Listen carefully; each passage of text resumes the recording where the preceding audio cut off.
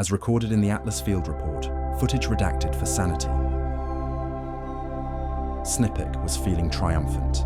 He'd successfully offloaded Ensign Pulver onto his anthropological scouting assignment, which in Snippik's mind meant, Pulver goes learn human stuff while I do the important heroic work. He did not give Pulver time to ask questions. The moment Pulver stepped off the shuttle at Coney Island, Snippik slapped a clipboard into his hands, shouted something about buying things like humans do and learning how to blend in better, and ordered the rest of the landing team to follow him to a source of local wealth, a bank. Because as far as Snippik understood, thanks to binge-watching human crime dramas while in orbit, humans universally acquired money by robbing banks.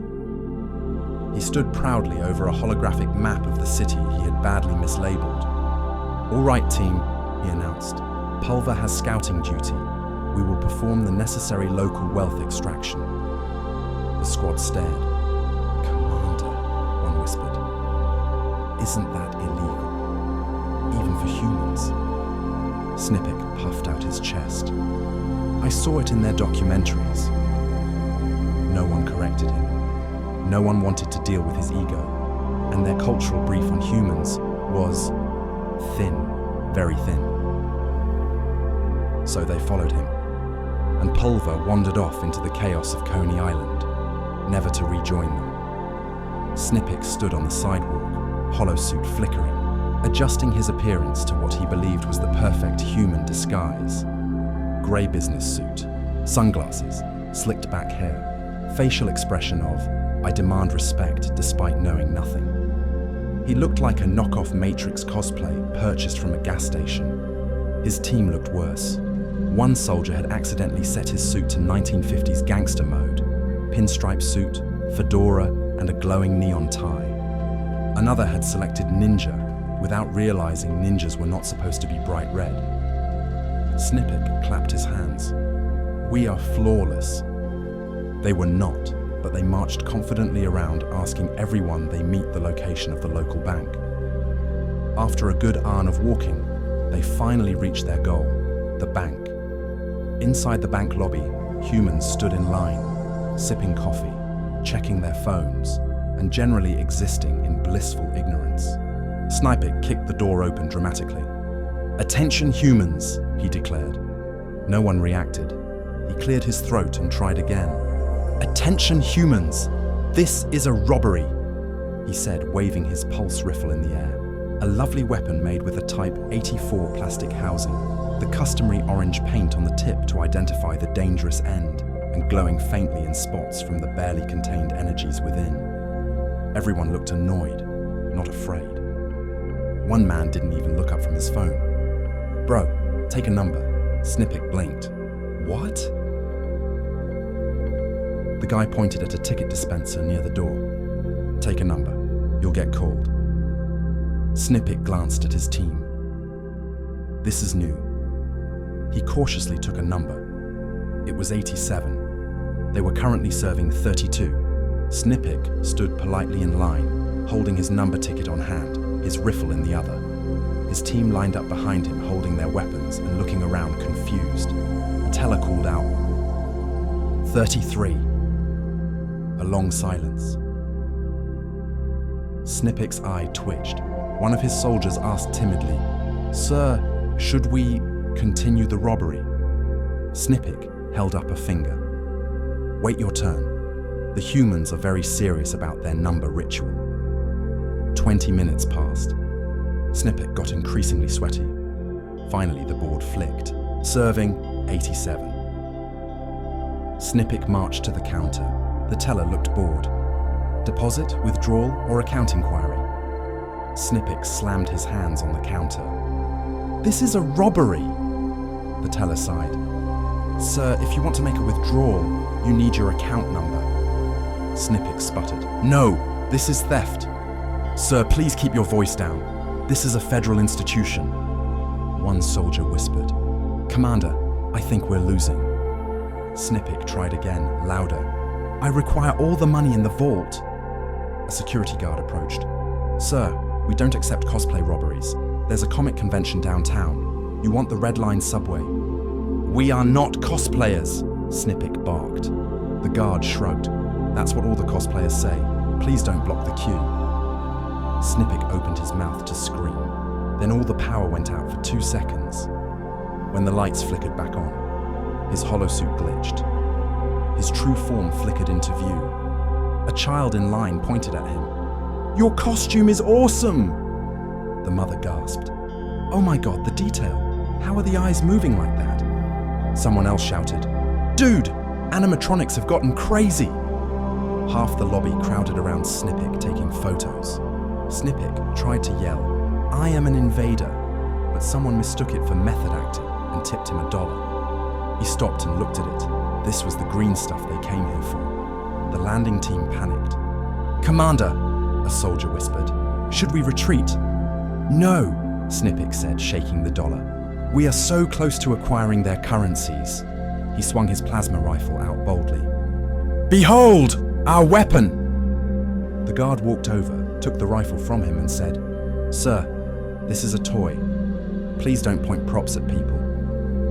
Another person gave him $1. Snippik thought for a moment. "We demand more of these," he said, pointing at the $2 he was holding. And to his surprise, quite a few people came over laughing and gave him more green pieces of paper. "Great show, but seriously, take the red line," one of the humans remarked, taking a selfie next to him as Snippik and Hikru stood there collecting the money. "Man, this will get me so many likes and subscribers. The comment section will go nuts."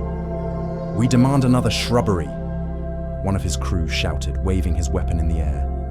Yeah, said the guard, who with the help of 2 others, Polity, escorted them out and handed Snippik back his plasma rifle. "Now what, sir?" one of his men asked. "We link up with Pulver," Snippik replied, shaking a fistful of dollars at him.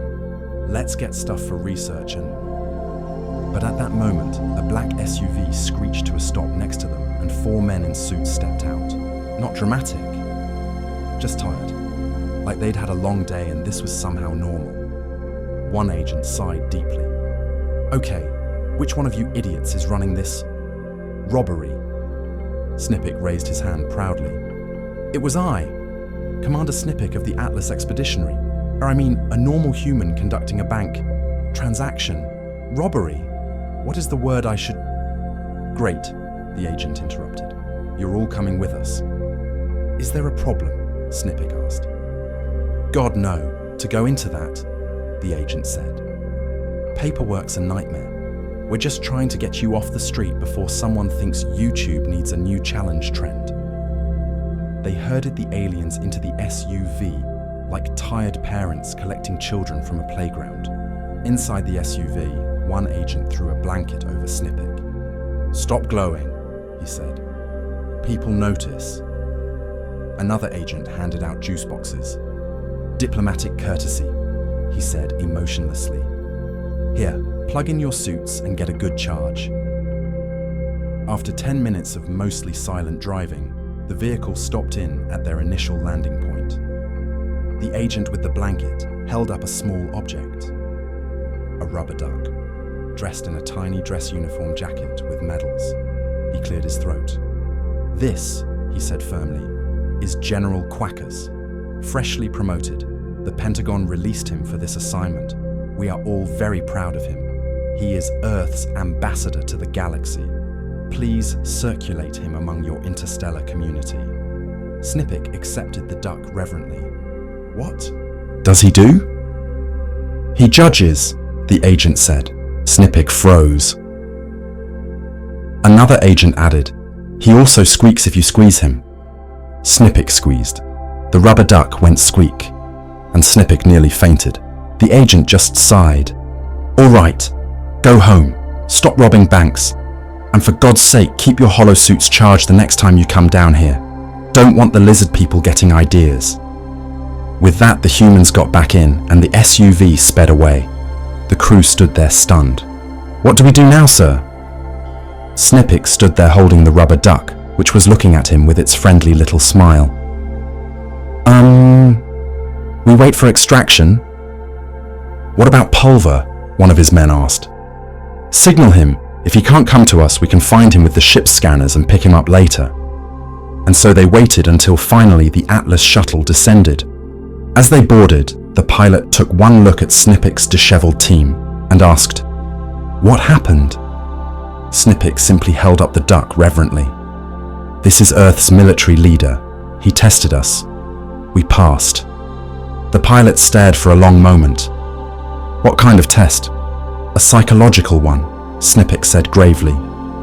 "How did the rest of the mission go?" the pilot asked as he closed up the ship and started heading back up into the sky. Snipic thought for a moment.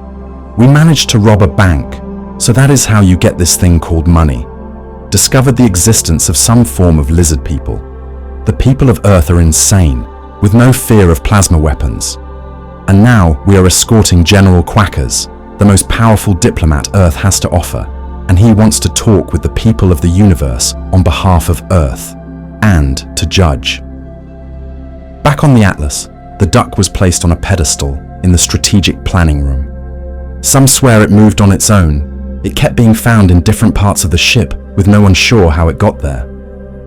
Snipic saluted it every time he walked past it, and so the legend of General Quackers on Earth finally came to an end. His legend across the stars, however, as the intergalactic ambassador of Earth, mediator of the Auran conflict, commanding general in the Great War against the Flood, the silent judge, the one named by his foes as the oncoming storm, whose will when called for it was like fire and ice and rage, looked upon by his allies with respect as the lonely god, who throughout it all smiles reassuringly as the one who sat at the center of the universe and watched it turn. That is a story for another time.